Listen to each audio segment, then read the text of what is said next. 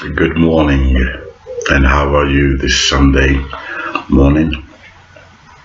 I have a special subject for you today regarding biblical archaeology. However, before I go into this subject, I have a confession to make, a confession of faith, and that is for all my loyal subscribers who've been following me faithfully, devotedly,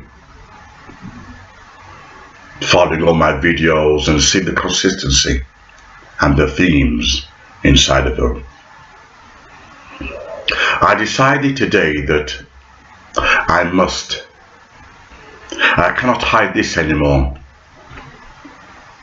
and that is I am coming out the closet. It's been too painful being in the closet for too long, especially during the time where you could be killed and persecuted for what you are.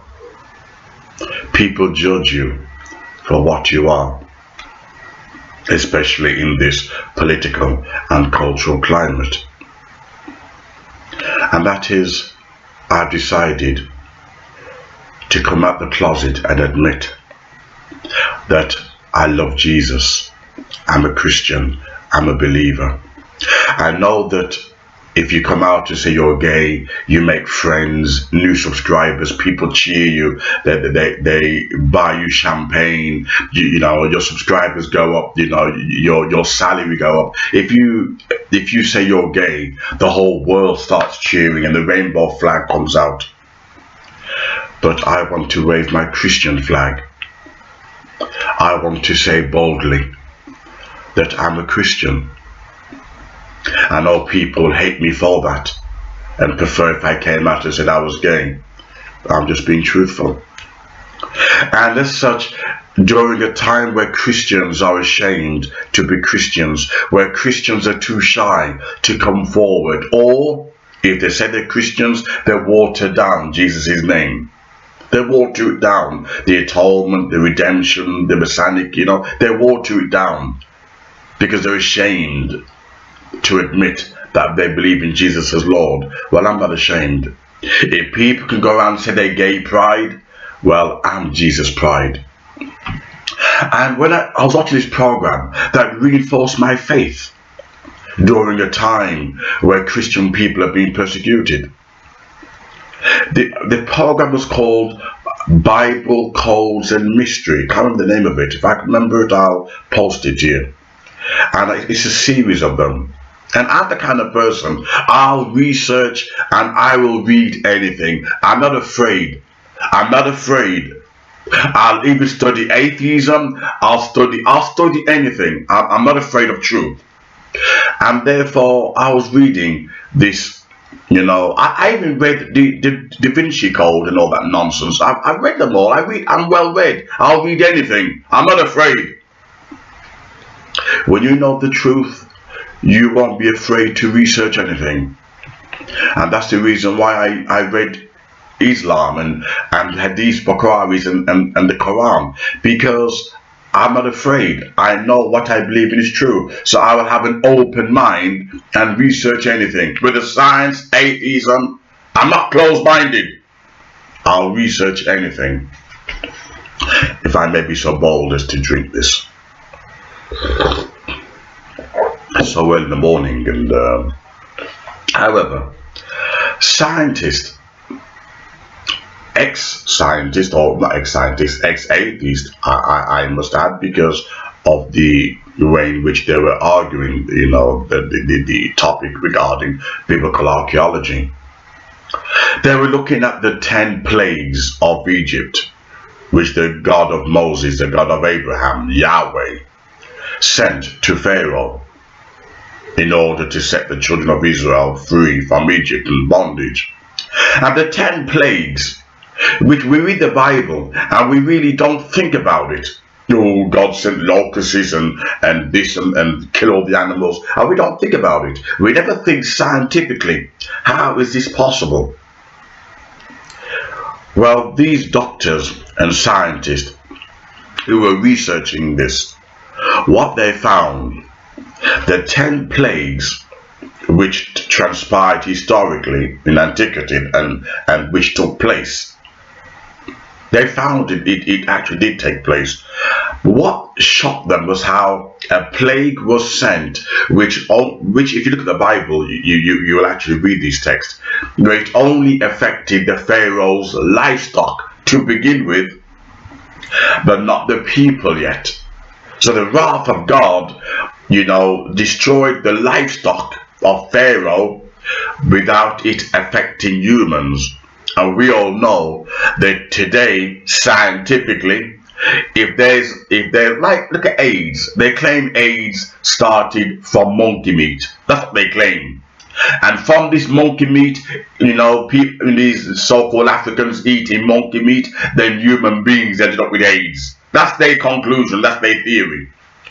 Yet what's interesting, in the Bible, the livestock was affected, with the wrath of God, you call it chemical warfare, whatever, biological warfare. It's affected the livestock, but not human beings. And that's very odd. That's quite unusual, that animals would be affected, yet not human beings. Also, they saw evidence, if I may be so bold, have a quick drink here. Lovely coffee. They looked at all the evidence for these different components of the plague that was sent, only to found, digging archaeology and researching, that this biblical mystery actually took place. Now, any Christians who are, or not Christians, but ex-Christians, who are making videos, oh, I'm an ex-Christian because of this, because of that. These people are not scientists. Or, forget being a scientist, these people did not have a faith to begin with. Because as I said to you, and that is, I research anything. There's nothing that these atheists can tell me, anything, or the Hindu, or the Muslims, that's going to challenge my faith. Not because I'm ignorant. If I was ignorant, I would not read your source. If I was ignorant, I would keep my mouth shut. I have a friend who's a Seventh-day Adventist, and you know something? He was scared to read the Quran. He was scared to read the Hadith of Bukhari. He wouldn't read it. He was scared his faith might be challenged. And when he found out that I was researching it and I was reading into depth Islamic history, the Quran and Muhammad, etc., and I was defeating all these imams and all these Muslim doctors, suddenly he became strong like Superman. Then he started reading the Hadiths and the Bukhari, and now he's a mini Superman. Only because he saw me doing it. He pretended he's open-minded. Only because he saw me doing it and I wasn't brainwashed. I wasn't wearing a Muslim cap. So he was wondering, why is Jijat, Journey to Justice and Truth, why is he so confident reading all these things? Because there's only one truth. Only one truth. And the world, they give you different versions of it, of their own truths. But truth will always remain truth no matter what. Even the language of science. Because all science means is empirical study and observation. That's all it means, and they claim to do experiments. Don't let this word science fool you. All it means is empirical observation and study. Notice how science move out experience and science move out history. Why? Because science is not really science. Science is nothing more than a philosophy. That's all science is. It's a philosophy. The group of people, mentally masturbating. Let's turn beyond. Oh, I like this. Oh. That's all they do. They get turned on. So they manipulate, their findings. It's a philosophy. And I can't remember who argued, but the time when science started to ask questions, how did this happen? it becomes a philosophy. You have no right to do that. You do your experiments, you don't question, just do it and produce the results. But science is becoming a philosophy. Now, while science is becoming a philosophy and trying to work things out for their own prejudices, not facts, prejudices, the Bible, yet again, is showing itself to be factual, historically, archaeologically, in every way. So it's no wonder I was not afraid to watch this program. I think it's called Bible Mysteries, or Unraveling Bible Mysteries and Codes. And I thought, oh, juicy. Let's see what these idiots have to say. Let's have a look. I'm not afraid of anybody. That's why I don't get brainwashed for the LGBT agenda. My mind is too strong. I'm too intelligent to get brainwashed and programmed. So that's the reason why I'm not brainwashed for this LGBT political correctness nonsense. I'm not brainwashed. I'm too well read. If you're well read and well researched, nobody can come along and brainwash you. Just because what's in fashion suddenly the new trend, you get brainwashed. Whee! Like Doctor Who. Oh, I'm a Dalek.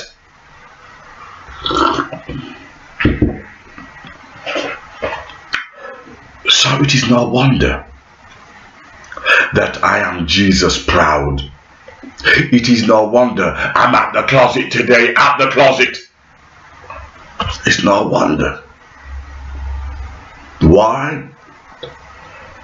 Because the wisdom of this world, the philosophy and science of this world is foolishness with God. Now let me give an example. It's like a 2-year-old trying to play the piano, and then Mozart comes along and says, oh, that's really good. To Mozart, that's nothing. To Beethoven, that's nothing. Or an amateur trying to play the piano. It's the same thing. Amateur scientists are trying to explain the universe when you can't explain metaphysics. This is too complicated to go into, because then we have to go into metaphysics and supernatural, and even the police are, in America are using witchcraft and the occult, devil worship to solve crimes, astrologies. So we know that there's something out there. We know that even atheists are using devil worship to solve crimes, and they get 100% success rate, 100%. So we know there's things out there, but we then have to define what is out there. And I know what it is and who it is. When I live my life and the journey of my existence come to an end, whether in old age or whatever, when I finally expire, I know where I'm going to. I don't live. In 2012, I should have died 3 times. And I remembered, my family were crying their eyes out, my students was in tears, etc. And I wrote this beautiful song. The sun will shine forever. Don't shed a tear when I'm gone. I'll be smiling up above. The beauty of God's love is eternal. Don't cry for me. It's a beautiful song which I wrote, and then you have the choir coming in saying, beauty of God's Spirit is eternal. And I was saying to my mom, don't worry, Mom, I'll be alright. Here I dying on my deathbed, dying. But either what I believe in is a figment of my imagination, or it is true. And in my experience, my book, which is coming out, titled I Left Christianity and Found Christ, is coming out hopefully next 2 weeks, hopefully. It goes into that. On my deathbed, I don't fear nothing. In fact, I can't wait to leave this rotten world. I can't wait. It's only because my loved ones would cry. Otherwise, I'd be gone. The world's too crazy. It's becoming immoral. But when you know the truth, there's a happiness and peace that you have within you.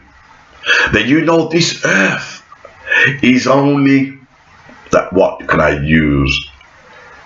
I can use this imagery. It's like an ugly woman that puts on beautiful makeup and then suddenly, oh, I'm so pretty. That's what the earth is. The earth is an ugly person. I must say woman. The earth is an ugly person. But when it starts to put on cosmetic and starts to renew itself, becomes a new creation. The old earth, you think, it's horrible. I hope that imagery makes sense. And that's what the earth is at the moment. It's not a good place to be in.